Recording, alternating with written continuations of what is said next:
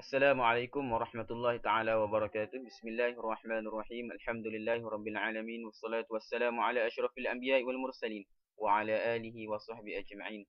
Jadi alhamdulillah, bersyukur kita pada Allah Subhanahu wa taala kerana kepada kali ini kami daripada kumpulan insya-Allah akan memberi sedikit ulasan berkaitan dengan syarah kitab Penawar Bagi Hati melalui video ceramah Dr. Abdul Basit Haji Abdul Rahman. Kumpulan kami terdiri daripada 4 orang, iaitu ana Muhammad Azrul bin Muhammad Arifin, Zainal Abidin bin Sabri, Mursyidi bin Mansahan dan juga Abdul Hilmi bin Muhammad Hasan. InsyaAllah, untuk dalam tugasan yang disediakan ini, kami akan membincangkan tentang intisari kandungan syarahan melalui rakaman video di YouTube berjudul Penawar Bagi Hati 02, Pengenalan Ilmu Tasawuf, yang telah disampaikan oleh seorang tokoh pendakwah terkenal, iaitu Dr. Haji Abdul Basit bin Abdul Rahman, yang mana syarahan atau ceramah dalam YouTube ini berdurasi lebih kurang 30 minit dan merupakan kesinambungan kepada ceramah yang direkodkan sebelum ini.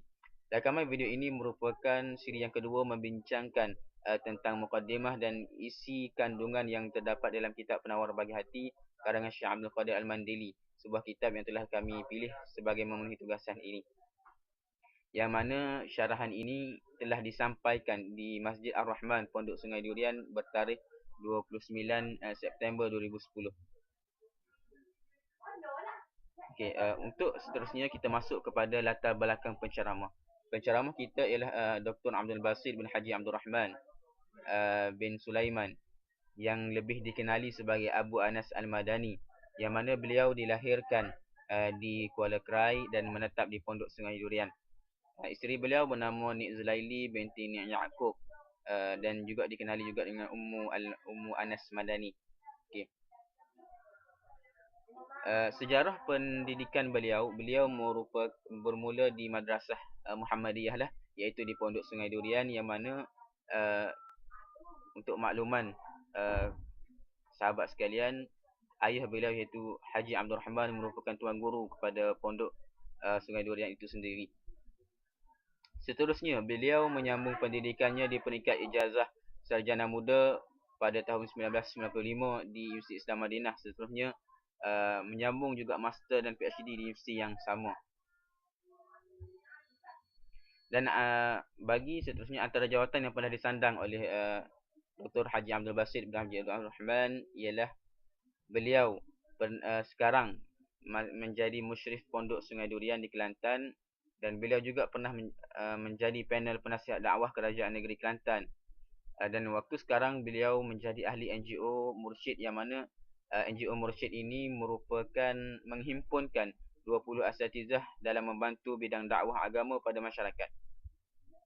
Di samping itu, beliau juga merupakan kolumnis majalah Solusi, Al-Ustaz, Dian dan juga majalah Ai. Beliau sering dijemput dalam menjadi panel, iaitu di Radio IKM, FM, TV9 dan TV3 bagi menyampaikan ceramah beliau. Antara tugasan lain yang beliau lakukan adalah mengajar kitab-kitab di pondok dan juga masjid-masjid tertentu.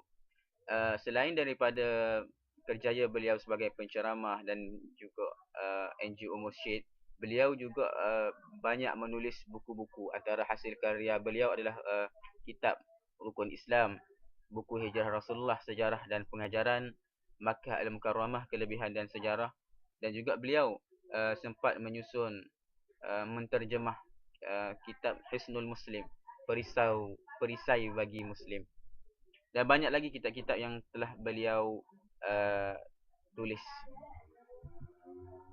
Okey, kita masuk pula kepada latar belakang penulis kitab. Penulis kitab yang kita ialah Abdul Qadir bin Abdul Muttalib bin Hasan Al-Indonesi Al-Mandili. Beliau merupakan seorang ulama terkenal, yang mana beliau lahir pada 1910 di Sigalanggang, Tanah Puli Selatan, di satu tempat di Indonesia lah. Dan beliau menghembuskan nafas terakhir pada 1965, yang mana jenazah beliau dikebumikan di perkuburan Al-Ma'la di Makkah. Pendidikan Syekh Abdul Qadir Al-Mandili. Beliau pada tahun 1917 sempat belajar di sekolah Belanda. Kemudian beliau berhijrah ke Kedah untuk mendalami ilmu dengan Tuan Guru Haji Bakar Tabiar di Pondok Penyarum. Kemudian beliau berpindah pula di Pondok Air Hitam untuk belajar dengan Tuan Guru Haji Idris dan juga Lebay Dukun. Pada tahun 1926, Syekh Abdul Qadir memasuki Madrasah Darus Saadah Al-Islamiyah, iaitu dikenali sebagai Pondok Titi Gajah.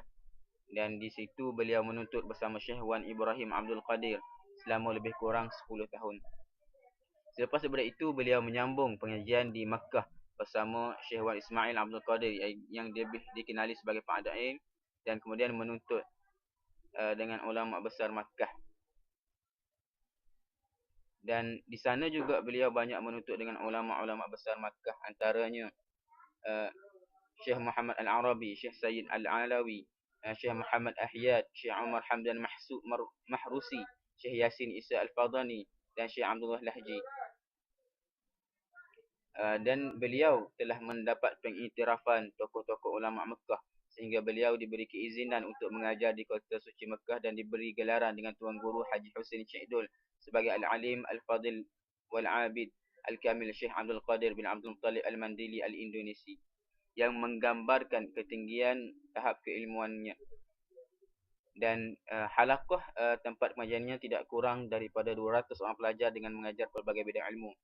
Beliau juga pernah ditawar menjadi guru madrasah di Cape Town, Mufti Indonesia, dan juga ditawar oleh Raja Arab Saudi untuk menjadi Qadi Al-Qudha, tetapi beliau menolaknya dengan alasan untuk menumpukan perhatian pengajiannya di Masjidil Haram.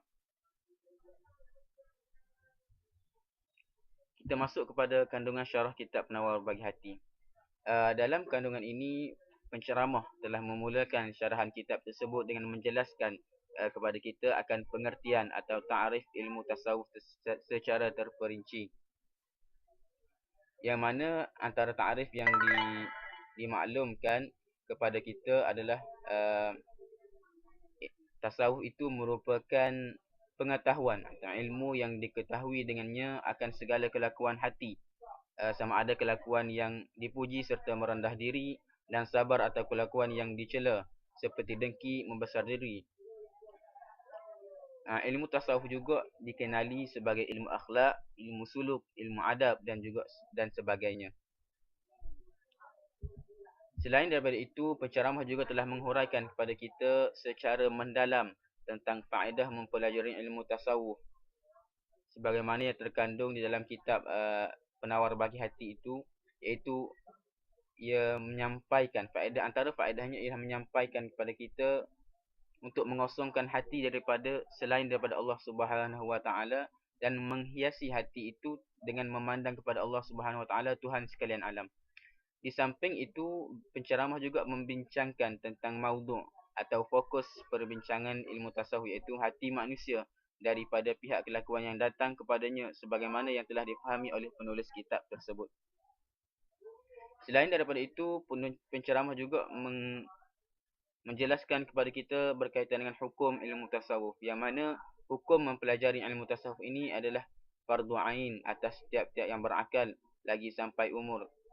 Selain itu, topik yang dibincangkan juga merangkumi aspek pengambilan sumber dari mana ilmu tasawuf itu diperolehi, iaitu daripada Al-Quran yang mulia dan hadis Nabi Muhammad sallallahu alaihi wasallam.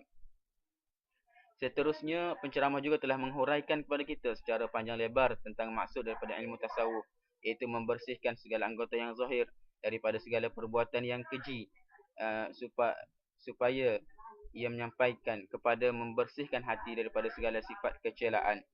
Kemudian penceramah juga menjelaskan kepada kita aspek penjagaan anggota yang zahir daripada melakukan maksiat, sebagaimana menurut pemahaman penulis kitab Penawar Bagi Hati, iaitu menjaga mata, telinga, lidah, perut, paras, dua tangan dan dua kaki daripada melakukan maksiat kepada Allah Subhanahu Wa Taala.